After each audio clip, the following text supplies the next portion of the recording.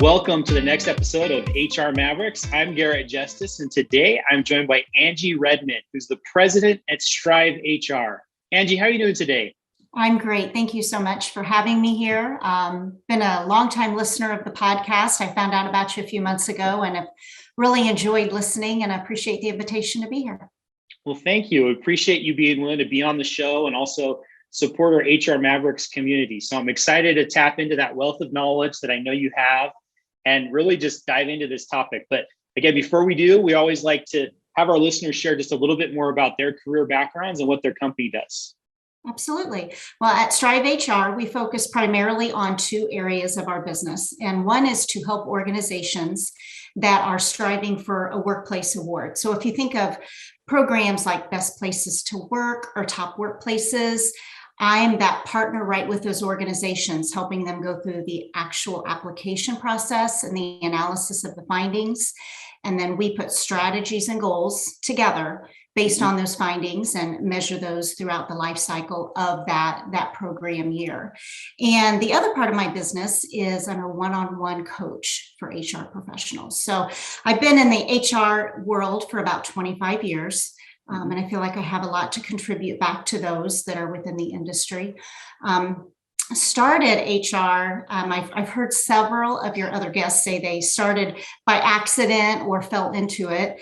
I actually in college was applying for a job at a staffing agency and ended up getting hired directly by that staffing agency to work for them rather than the position in which I applied for. And it was a huge blessing because it gave me exposure to dozens and dozens of organizations to which I got to work with. Learned about things that worked well and things that maybe we could make some improvements on. And it was just great exposure to so many different types of people. After some time with that company, my role evolved into I was actually on site at organizations. So these would be organizations where we would have about 100-ish employees. And I would work right alongside with the leadership team, managing the temporary and temp to hire staff in conjunction with those individuals managing the full-time staff. So we got to work hand in hand of how can we strategically work together and position these employees to hopefully get hired on full-time at these companies.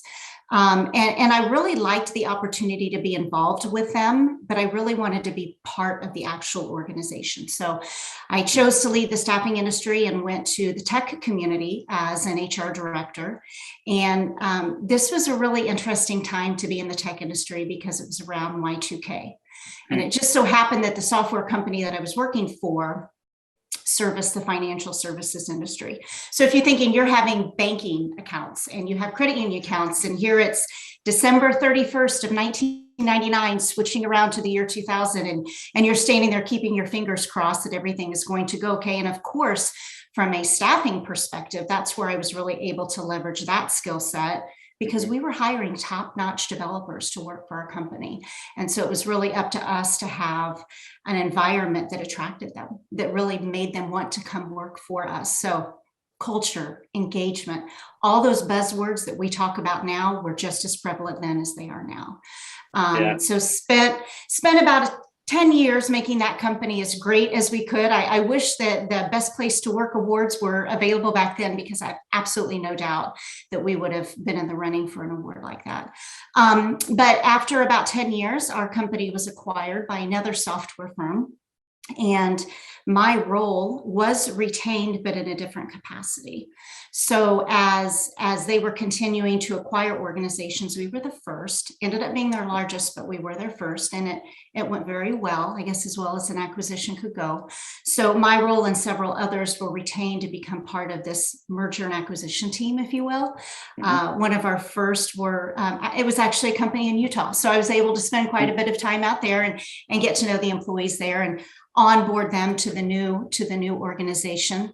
And we did this with several other companies over the period of about 2 years until all of those clients' data, it happened to be migrated over to the new system and my role was no longer needed. So spent a couple years at home with the family and then was able to reconnect with that tech firm that I had worked with previously. It wasn't specifically that company. It was another entity, but a lot of the same employees that I worked with at that tech firm ended up going to work at this company. So I was able to get reconnected with them and rejoin the workforce as the VP of HR with a bank, and loved it. Spent about 5 years there. And during that time I was at home, I did kind of get the entrepreneurial bug and was able to start some things on the side, but going back to the corporate world, which I loved. I loved being in that VP of HR seat, building up a team, helping the company meet all their objectives. But I really wanted to get back to that consultant and entrepreneurial world. And so after about 5 years there, I chose to make that leap and add a little bit more flexibility to my schedule. And that wasn't really the only reason I was making that change. It was because I really wanted the opportunity to focus on the specific areas of HR that I really enjoyed, getting back to those culture and engagement pieces. So when I left, that's what I did. I ended up starting striveHR so I could hone in on the areas of culture and engagement, and really wanted to figure out how do I take those skill sets that I have with culture engagement and help organizations become even better in that capacity. So after some long searching and narrowing down what that looked like, I was able to use my experience with helping other organizations through the award-winning workplace process and devote my time to that being the primary focus of the business. So a very long-winded answer. I hope I didn't go into too much detail, but I just think it's important if you're going to say that you are a coach of HR professionals, you explain how you were able to obtain that level of experience to help others. Yeah, no, it's great. I can see, how useful it would be working with you and that wealth of experience that you have, especially, starting in staffing, working across so many different industries, companies of all sizes, and then going through that evolution. And now, being able to focus on those aspects of HR that you're most passionate about and work with lots of different companies. And that's actually what we want to talk about today, because you're an expert on awards and becoming an award-winning workplace. That's what you and I decided to really focus our topic on today. So, I think that that's something that is a really interesting topic that lots of companies think about, but it's not the first thing they think about when it comes to HR, but it is very important. So you already mentioned, just to kind of start us off, some of those examples of awards that are pretty well known. Tell us more about what types of awards workplaces can win. What's available out there for workplaces? There are really so many of those. So they can really evolve from a geographic standpoint, like a specific to a geographic region within the US or within the state. And there's also a lot of awards that are on a more national platform, but then in addition, there are awards that are specific to industry. So you might think of best finance firms to work for, best tech firms to work for, best engineering firms to work for. So there's really a plethora of opportunities, and it really depends on why you're applying for an award. Yeah, that's good. And I want to get into that too, but I'm curious because I'm sure that there are listeners probably out there who work for a small local business, let's say a plumbing company or an HVAC company, and they're thinking, why would we take the time to really do that? There's so many other things that we have to do, especially if you're that solo HR person. Often this falls to that HR person wearing so many hats. So why would an organization really want to become an award-winning workplace, or at least attempt to go through that process? Sure. Well, there are so many reasons. I'm going to just list a few if you would.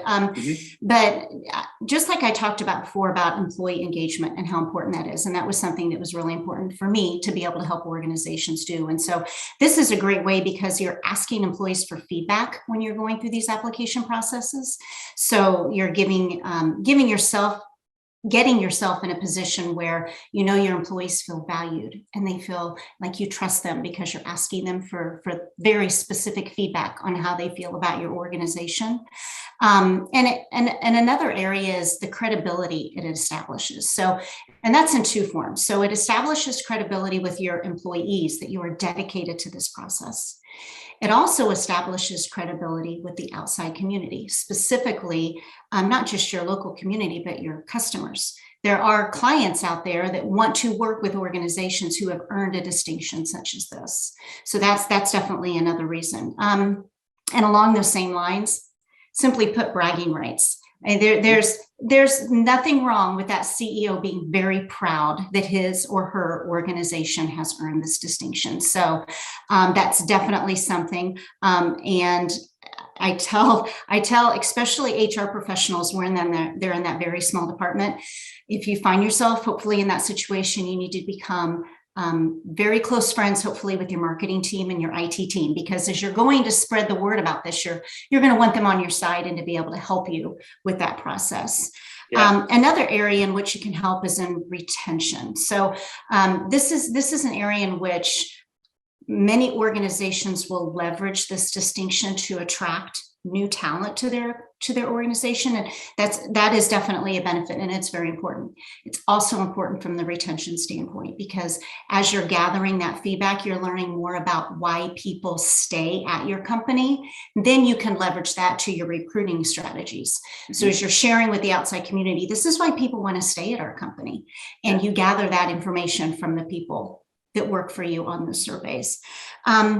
Another distinction is company performance and ROI. So there's so much from a statistical standpoint that if your employees are engaged and they enjoy what they're doing every day, they're going to work harder to please that customer. And so those customers recognize that. And then it's just a positive cycle that the happy employees are going to result in that. But from a statistical standpoint, there's a survey out there called Top Workplaces, and they have data that supports that 84% of the organizations that have made this list, 84% of their employees are engaged, as opposed to a significantly lower percentage than those who have not gone through this process. They also say that 86% of their workforce is committed to staying with the organization. And if anybody's ever run numbers on turnover rates and what it costs to replace someone, that definitely speaks for itself. So the other thing is I've talked with business leaders and HR professionals, asking them specifically that have gone through this, because I have my own opinions, and these are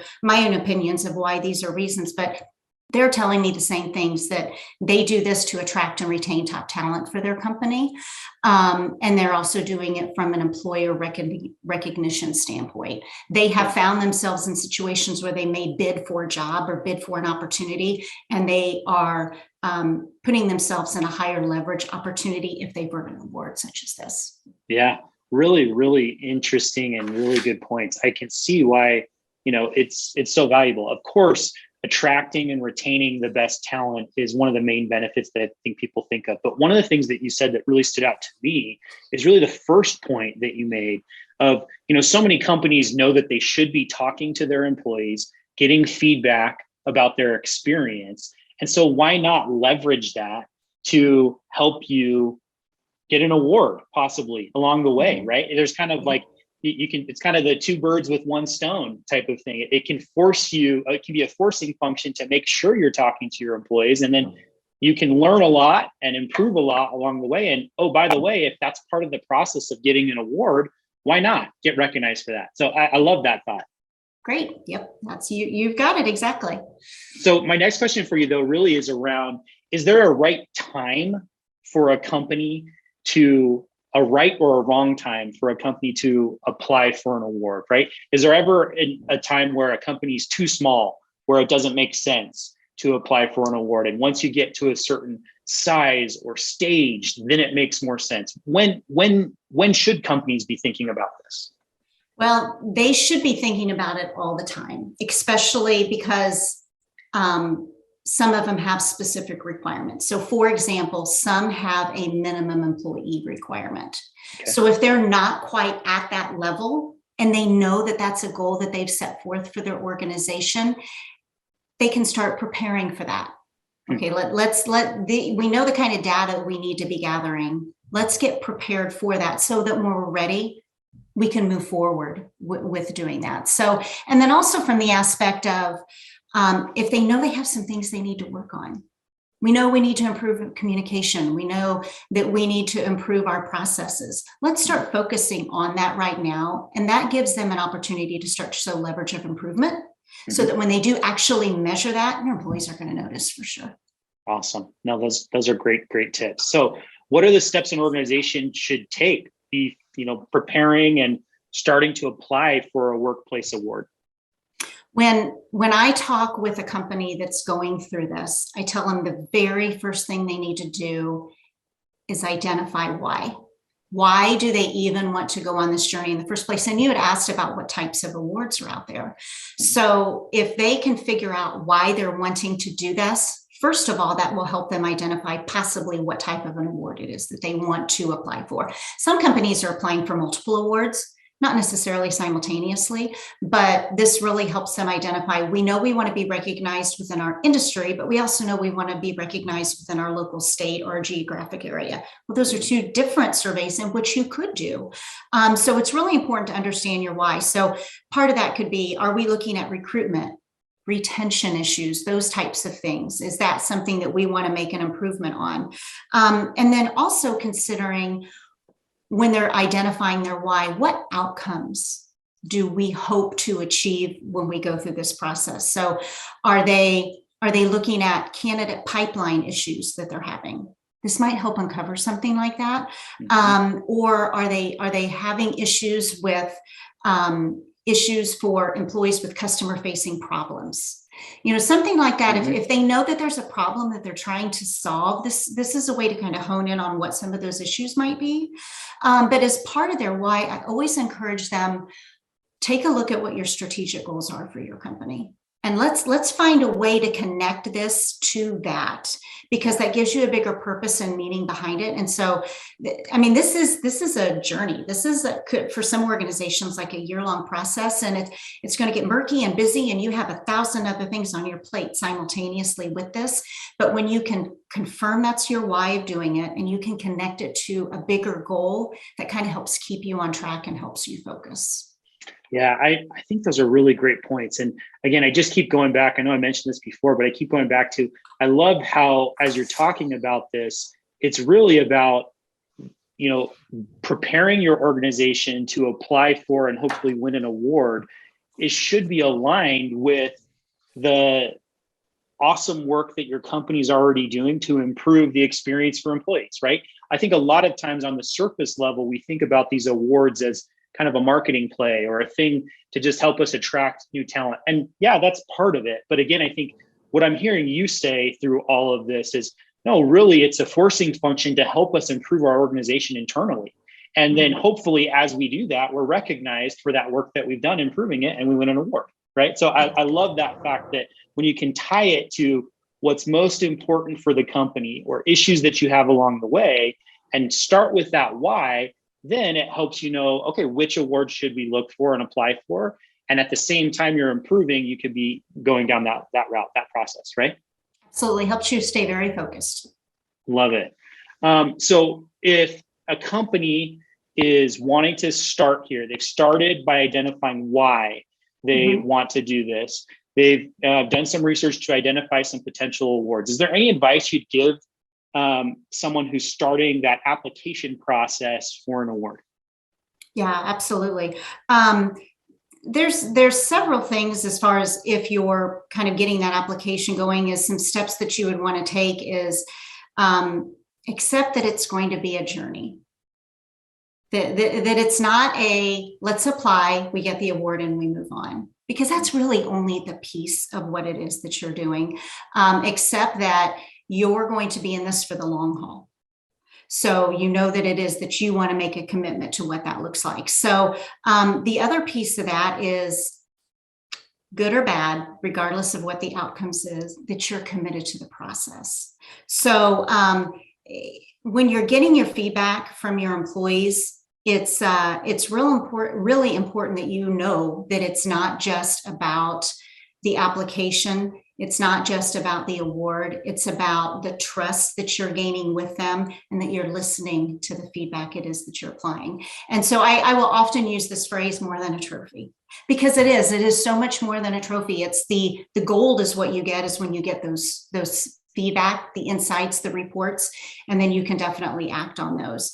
And then another thing to keep in mind is making a commitment to the work it is that you have ahead. So if it was super easy, everybody would be applying for one of these awards, right? So it's definitely a commitment. I encourage people to take a look at resources within the organization, because this is not just an HR initiative. This is an organizational initiative, and you want to make sure that you're getting all the leaders on board within your organization that are going to help support this, because you're going to have employees say, gosh, do we have to do a survey? Especially if you've been doing more than one of them, you're going to give me yet another survey. Mm-hmm. So I call those people influencers. So identifying who your influencers are within your organization. So when you find yourself in that situation that employees are giving feedback and a supervisor hears that, he or she can say, I understand it. This is what the world calls survey fatigue, and you don't want to have to do another one of these. But let me tell you as a company why we're doing it. And they need to be sincere about sharing that feedback. And so the employees may say, yeah, I know, I don't really want to do it, but I get why you're doing it. So I will help support what it is that's going through. So the other thing is a willingness to share the feedback with employees. So if you're going to get started on this process, you're telling your employees that you're asking them to provide you with the feedback, and you're making the commitment from the get-go that you will share the findings with them. And there's going to be things in there that not everybody wants to hear, but that's how we grow, and that's how it is that we learn. So it's how you communicate that feedback back to your employees, but just making that willingness that you're going to share the feedback with them, that you're going to share the feedback if you're in a position, if you have a board, that you may want to share it with them. And most importantly, too, share the feedback with your customers. Yeah. Do not be hesitant to say to your customers, this is what we're doing with our employees. This is the feedback they said. This is what our employees have shared with us they like or would like more of. And we as an organization are making that commitment to do that. For example, if there's specified training that they need, that we as an organization are making that, and you, customer, this is going to benefit you in this way. So really kind of getting everybody involved in that communication piece is very helpful. And then the last thing I'll say is just embracing the continuous improvement of the process, because this is consistently what it is. You get the feedback, you address issues that need to be addressed, you celebrate things that need to be celebrated, do the work on the areas in which you need to work, measure how you did, and start the cycle over again. So that continuous improvement process is very important. Yeah, I really like that last point, because I think that one of the things you said earlier that really kind of sparked my attention and kind of pulled me in was, you have to take the long-term view of this. Mm-hmm. This isn't a drop in the bucket one-time award thing, but if you see it as a long-term initiative to help your organization identify ways to improve, then as you apply for an award, as you do a survey, you share the results with your employees, and they expect those same results every year. Like, you continue doing that the next year, right? And share the progress and improvement, and talk about ways that you did improve and ways you still have to improve. When you take that long-term view is when I think it becomes most valuable. And the awards are really like, nice things along the way, but the real value is this continuous improvement and working with your employees to strengthen your company, right? Right. And yes, absolutely. And you had mentioned you're talking about it frequently. These types of things, in which areas in which you're focusing on for improvement, should be part of your everyday discussion, whether it's a departmental meeting. And I know some of our smaller organizations, it's hard, especially if they're remote or if they're in different situations where their work environment doesn't always bring them together. But finding a way of communication that works for your organization. And the key is making sure you're disseminating that information and gathering the feedback back to as well, but continuously talking about it. If you are fortunate that you get to have scheduled employee meetings, this should be part of the reoccurring agenda item. This is what we talked about last quarter that we're working on, and here's how we've progressed. And next quarter, we're not going to forget about those, but we're going to start working on these as well. So just making it part of the day-to-day conversation. Awesome. Yeah, great points. So what happens if an organization goes through this process of identifying, applying for a workplace award, and like you mentioned, it's a lot of work, and then they don't win? What do you do at that point? Well, it happens. And I think that whenever somebody is applying for an award and they don't win the award and it stops there, I think that really identifies what they were doing it for in the first place. I mean, it really was just to earn the award. Mm-hmm. So I think before that even starts and you're going through the application and you're saying to your employees, we're going to do this. We're going to apply. Of course, we hope that we win this award, but there's a possibility we may not. But we're committed to hearing the feedback that you provided and work on those findings. So, like I said, it does happen, but this is why I encourage them, because let me take a step back. When you were asking about the different types of surveys that are available out there, there are surveys in which you can just ask your employees these survey questions, and then you apply for the award and you find out if you've won that award or not. And then that does stop. You as an organization would have to go to that next level to get those reports and purchase those. There's others out there in which, by applying for the award and doing the employee survey, that's part of the package that you automatically get. So I encourage, regardless, when you go through this, put it into your budget, allocate this as a specified needed resource to get those findings back, because that's really why you should be doing this in the first place.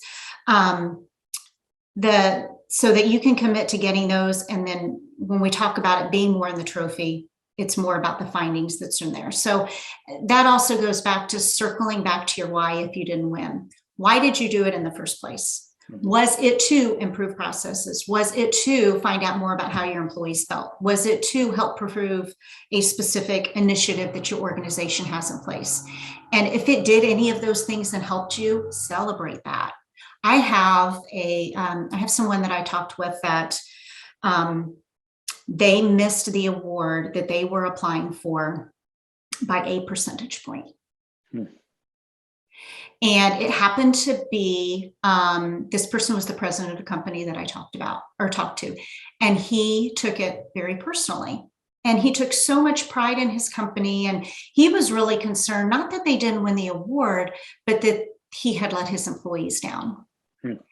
And as we're going through the data that he got back, there were so many reasons to celebrate in there. And then there were so many complimentary things that the employees had provided. We didn't know specifically who said it. It was an anonymous survey, as they should be. But I said, did you ever celebrate this with your employees? And unfortunately, he had not. And I said, this is where you go back and we didn't win the award, but look at all these things that we're doing very, very well. And take time to celebrate and recognize with that. So just remember that you're consistently striving for continuous improvement. What did you say you were going to work on that you did and you got better at it, and celebrate with that?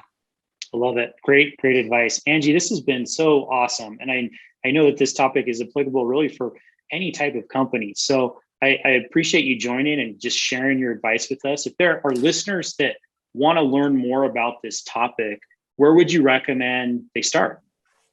You're welcome to reach out to me directly. I have prepared, and I sent you the link to it. You're welcome to put it in the show notes. I've prepared a guide, if you will, for people that are, maybe it's the HR representative who thinks this is a really good idea for their company and really wants to help bring the rest of the organization on board. So I put this, it's a document about the 6 perks of becoming an award-winning workplace. So you've got that link out there. If they want to hop on and download that would be a great resource for them. I'm on LinkedIn, so anyone who would like to reach out to me is more than welcome to. I really try and share a lot of content and information on the benefits of going through this process. So they're welcome to get that. Reach out to me and connect on LinkedIn. And if they have any questions, I'll be more than happy to answer those questions for them as well.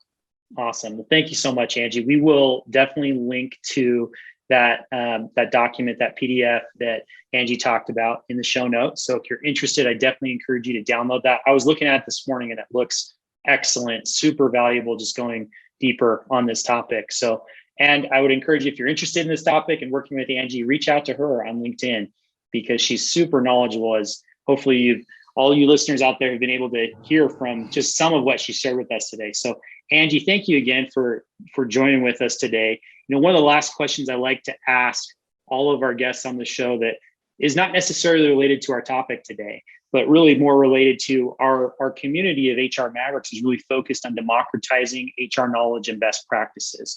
So what's the one tip or suggestion that you have for our listeners that they can go and do this week to help improve their people or HR functions? May I offer two? Please. Okay.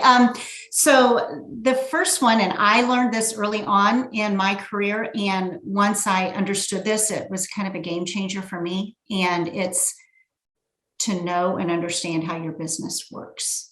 So it's very important that you're supporting the strategic direction of the organization. So I firmly believe that it's vital for HR to understand how the business operates, who their customers are, how they make money, those types of things. So the more they understand about the business, the better they can support the strategic direction of the organization.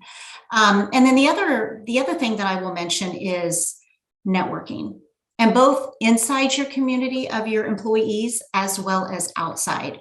And whether they're in a situation where they're not right in front of their employees all the time, I tried to be out of my HR seat more than I was in it, because I always felt it was very important to interact with as many people as possible. You don't want to be seen as the HR professional only at disciplinary and termination times. So definitely making sure that you're very visible, dedicating time, making that part of your weekly schedule. And if you're in a situation where you're virtual, schedule coffee chats. They can be 5-10 minutes, just to make sure that the employees know how to reach out to you. And then in tandem with that is to continue your networking outside of your organization, specifically within your HR community. There's so many great HR Facebook pages that you can ask for advice, that you can give advice, share experiences and learn from others, as well as getting involved with maybe your local SHRM chapter. But my recommendation with that is, as much as you're willing to ask for advice, be there to be able to give it to others as well. I love it. Awesome tips. Thank you for sharing. And thank you for being here with us today. We really appreciate it. So Angie, hope you have a great rest of the day. Thank you.